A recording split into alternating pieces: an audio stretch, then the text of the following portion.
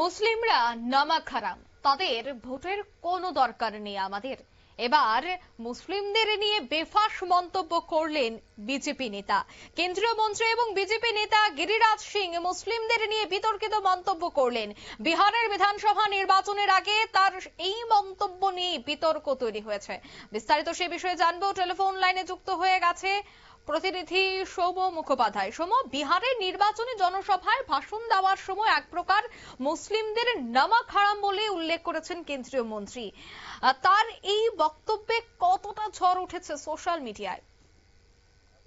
হচ্ছে যে গিরিরাজ সিং কেন্দ্রীয় মন্ত্রী, তিনি আর1 বলে বিহারের একটি জায়গায় জনসভা করতে গেছিলেন এবং সেই নির্বাচনী জনসভায় গিয়ে তিনি মুসলিম সম্প্রদায়কে নমক হারাম বলে অভিযুক্ত করেন।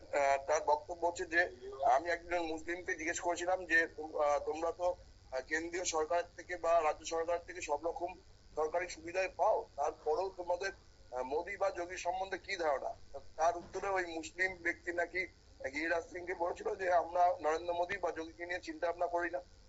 তখন গিরিরাজ সিং পাল্টা প্রশ্ন করেন যে আপনারা ভোট দেওয়ার ব্যাপারে কি ভাবেন? তখন ওই মুসলিম ব্যক্তি নাকি বলে যে আমরা বিজেপি এনডিএ জোটে কোনো ব্যক্তিকেই ভোট দিতে চাই না। আর এই কথা উল্লেখ করেই তিনি অভিযোগ করেন যে কংগ্রেস এদেরকে গরিবের মধ্যে রেখে দিয়েছিল। লালু প্রসাদ যাদবও জঙ্গল রাজ চালিয়েছিল, কিন্তু পিএম মোদী আসার পরেই বিভিন্ন প্রকল্পে মুসলিমরা সাহায্য পেয়েছে। তারপরেও তারা বিজেপিকে ভোট দিতে চায় না।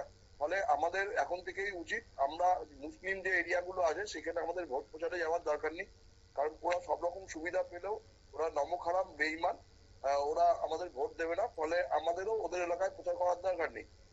তার এই মন্তব্যের পরেই গোটা রাজ্য জুড়েই একটা তীব্র প্রতিক্রিয়ার সৃষ্টি হয়েছে।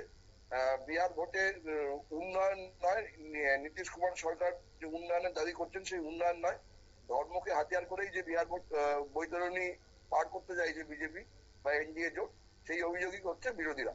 অঙ্কিতা, একদমই ধন্যবাদ।